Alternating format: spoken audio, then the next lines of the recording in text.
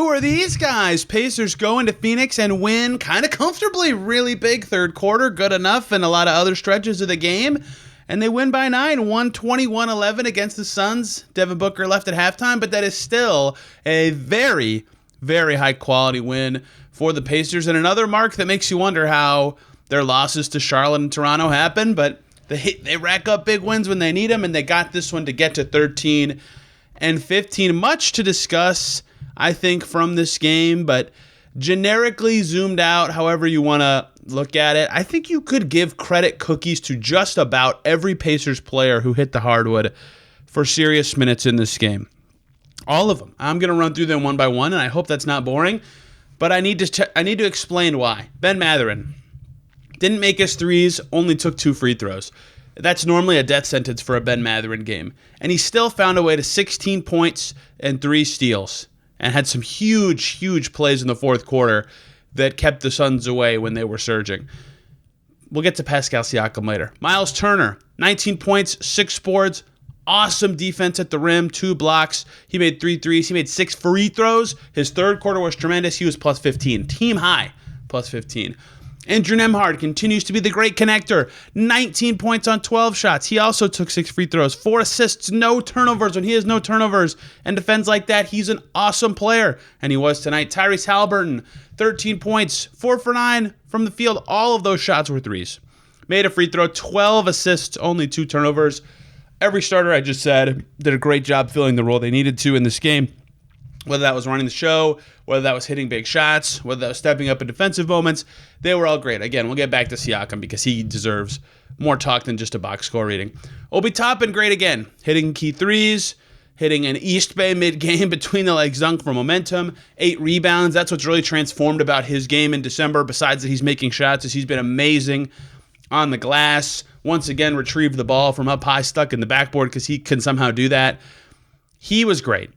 Ben Shepherd returned from injury. That alone is significant for the Pacers. Missed all 3 of his threes, made his only 2, but 2 boards, a ton of huge hustle plays tipping the ball around, 1 steal, 1 block, plus 11, despite being 1 for 4 with 4 fouls. That says everything about what he can do.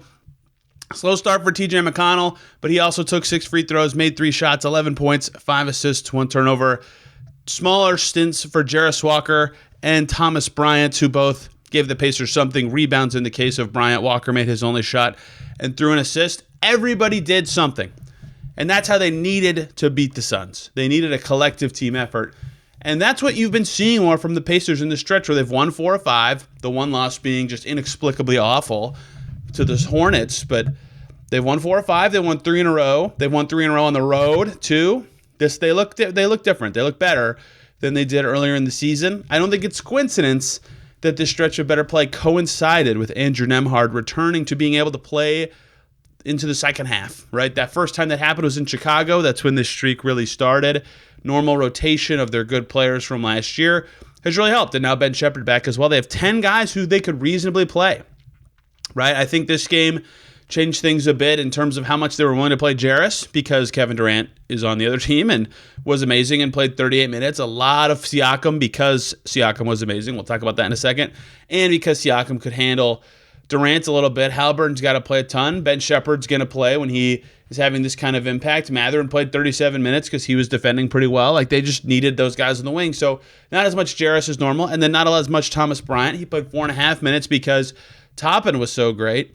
And Turner was so great, so they were willing to go smaller in this game. Lots of layers to all that stuff, no doubt.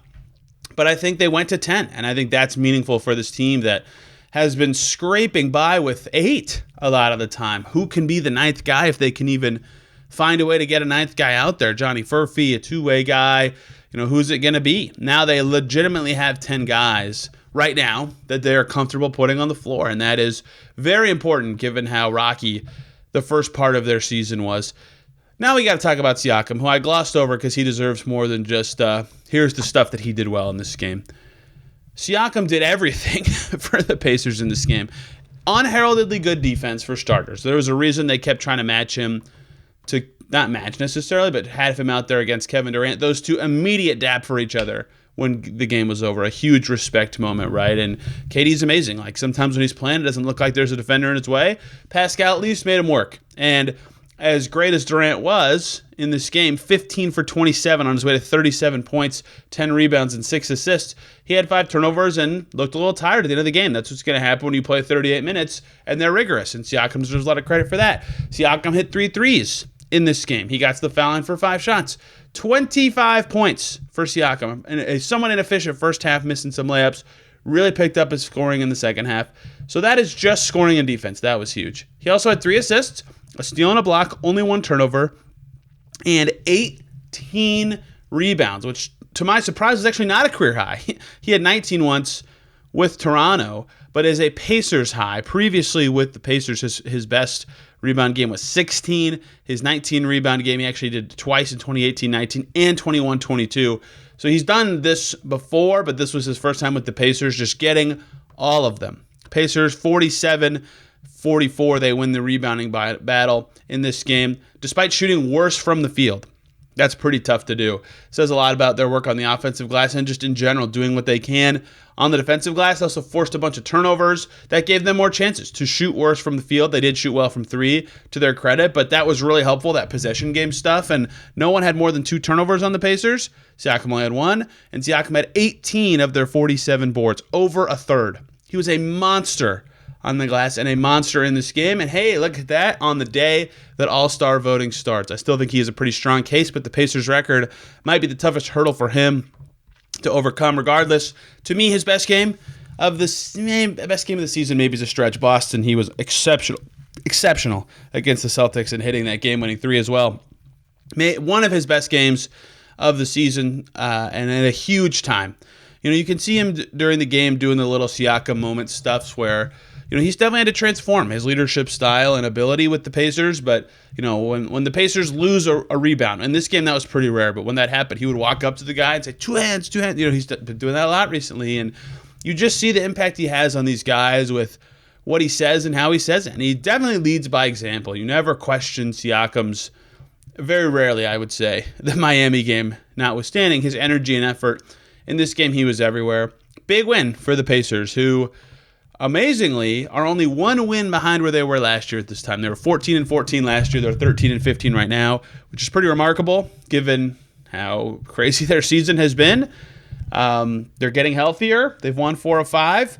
If they were 500 against the Raptors and Hornets, they'd be 15-13, which probably doesn't make them feel very good. But such is life. 2 days off again. So they'll have played 4 games in basically 2 weeks when they hit the hardwood against I think the Warriors are first. I can't remember if it's them or the Kings. On Sunday, it's a back-to-back with those 2 opponents, both of them hungry and desperate for a win. So they're going to be tough ones for the Pacers. If they can win either one of them and get home with a 2-1 road trip, they've got to be thrilled with that. And that's possible because they won this one.